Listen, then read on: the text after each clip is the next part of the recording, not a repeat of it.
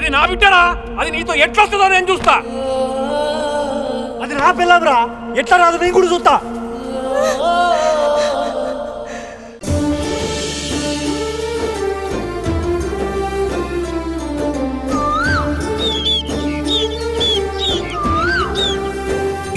ప్రియా, నువ్వు ఈ పరిస్థితుల్లో బయటికి వెళ్ళడం కరెక్ట్ కాదు. నిన్ను నేను పంపించలేను. నువ్వెక్కడికి వెళ్ళొద్దు, నా దగ్గరే ఉండు. రా.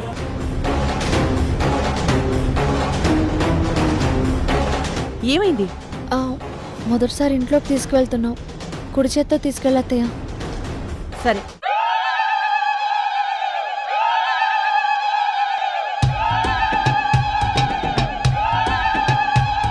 గరుడ రేఖ ఉన్న చెయ్యి పట్టుకుంటేనే కదా నేను ఆ బంధనం దాటగలను.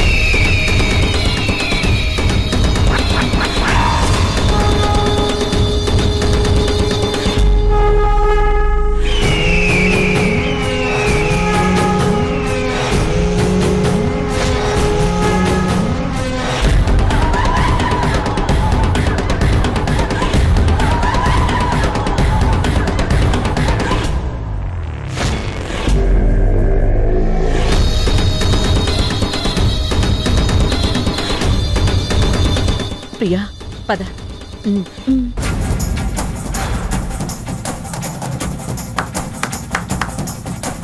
సూపర్. మీకు న్యాయం, మాకు న్యాయమా? 48 గంటలు మేమెవరం బయటికి వెళ్ళకూడదు. బయట నుంచి మాత్రం ఎవరైనా రావచ్చా? ఈవిడికి లేదా ప్రమాదం?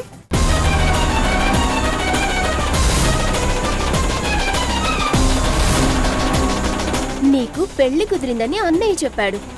రిజిగ్నేషన్ లెటర్ ఇంటికొచ్చి మరీ ఇచ్చి వెళ్ళావంట. ఈ టైంలో మా ఇంటికి ఎందుకొచ్చావు? పర్సనల్గా మేడం నన్ను బాగా అభిమానిస్తారు. నాకే కష్టం వచ్చినా మేడంతో షేర్ చేసుకుంటాను, అందుకే వచ్చాను. ఇప్పుడు నీకేం కష్టం వచ్చింది ప్రియా? వర్ష, తన నిశ్చితార్థం ఆగిపోయింది. తను బాగా డిస్టర్బ్డ్గా ఉంటే నా దగ్గరకు వచ్చింది. ఈ టైంలో ఎవరో ఒకరు తోడుగా ఉండి ధైర్యం చెప్పాలి కదా. అందుకే 2 రోజులు ఉంటానంటే ఒప్పుకుని ఇంట్లోకి పిలిచాను. మాకేదో అవుతుందని దండం పెట్టి కాళ్ళు పట్టుకున్నావు, అంతవరకు ఓకే. కానీ దారిన పోయే వాళ్ళందరి సమస్యలు నీకెందుకు? ఈ ఇంటి కోడలుగా మీ వదిన స్థానంలో ఉండాల్సిన అమ్మాయి ప్రియా. మీ అన్నయ్య డెసిషన్ వల్ల ఎంత డిప్రెషన్లోకి వెళ్ళిందో మీకు తెలీదు. మానసికంగా తనకి సపోర్ట్గా ఉండడం మన బాధ్యత. ఈ ప్రియకి ఓవర్ యాక్షన్ ఎక్కువ. పెళ్లికి ముందే నిన్ను అత్తయ్య అంటూ బిల్డప్ గా పిలిచేది. అప్పుడు మాకు చాలా ఇరిటేటింగ్ గా ఉండేది. ఇప్పుడు ఏ సంబంధం లేని తనని బాధ్యత అంటే ఇంటికి తీసుకురావడం అస్సలు కరెక్ట్ కాదు. నేనేదైనా మేడంతోనే మాట్లాడతాను తప్ప మిమ్మల్ని ఎవరిని డిస్టర్బ్ చేయను, సరేనా? అభిమానం ఉంటే డబ్బు, చీరలు, నగలు ఏమైనా ఇవ్వచ్చు. అంతేకాని ధైర్యం చెప్పడానికి ఇంట్లో పెట్టుకోవడమేంటి? అంత నాన్ సింక్ లో ఉంది.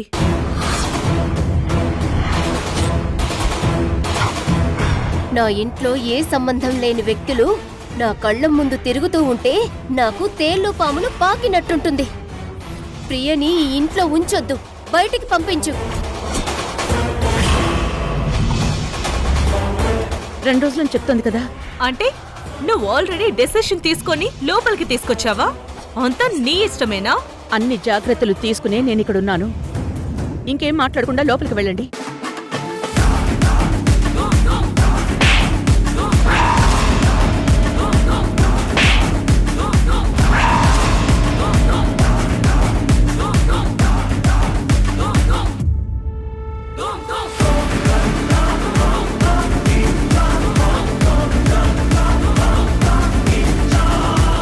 వర్ష, తను ఎలాంటి కండిషన్లో ఉందో నువ్వైనా అర్థం చేసుకో. అత్తయ్య, మీరేమీ అనుకోనంటే ఒక్క మాట చెప్తాను. చెప్పు. తను ఆల్రెడీ కృష్ణ ఎక్స్ లవర్. పెళ్లి చేసుకోవాలనుకుంది. ఇప్పుడున్న పరిస్థితుల్లో 2 రోజులు ఇంట్లో ఉండడం కరెక్టేనా?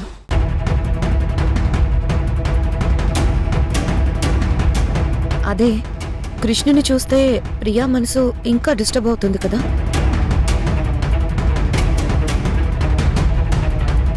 కొంచెం ఆలోచించండి అత్తయ్య. మీ డెసిషన్ ఏదైనా నేను యాక్సెప్ట్ చేస్తాను. నిన్ను పెళ్లి చేసుకుని వచ్చినప్పుడు నేను ప్రేమించిన వాణ్ణి నువ్వెలా పెళ్లి చేసుకుంటావు వర్ష అని ప్రియా నిన్ను నిలదీసిందా? లేదత్తయ్య. నన్ను ప్రేమించి ఇంకొకళ్ళని పెళ్లి చేసుకుంటావా అని కృష్ణని ప్రియప్పుడైనా బ్లాక్మెయిల్ చేసిందా? లేదత్తయ్య. ప్రియ మనసేంటో నాకు బాగా తెలుసు. ఎవరి మనసు గాయపరిచే మనస్తత్వం కాదు తనది. నేను హామీ ఇస్తున్నాను. ఇప్పుడు చెప్పు, ప్రియా ఇక్కడ ఉండాలా లేదా అన్నది నువ్వే చెప్పు. ముందులాగే కృష్ణని నన్ను డిస్టర్బ్ చేయకుండా ఉంటే నాకేం అభ్యంతరం లేదత్తయ్య. అర్థం చేసుకున్నందుకు థ్యాంక్స్ వర్ష.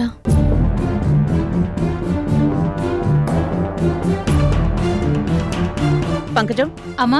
ఈ బ్యాగ్ తీసుకెళ్లి పైన గెస్ట్ రూమ్ లో పెట్టు. అలాగేనమ్మా.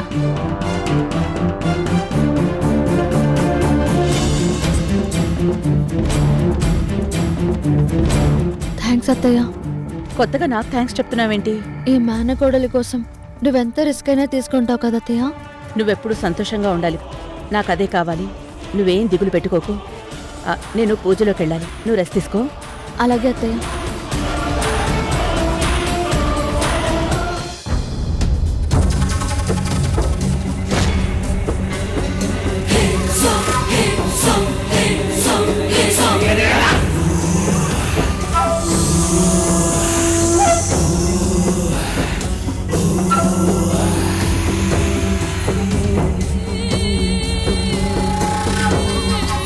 రణమ్మ, నేను నీ పాలిట భస్మాసుర హస్తం. నువ్వే నా చేయి పట్టుకుని లోపలికి తీసుకొచ్చావు. ఈ ఇల్లు వల్లకాడే.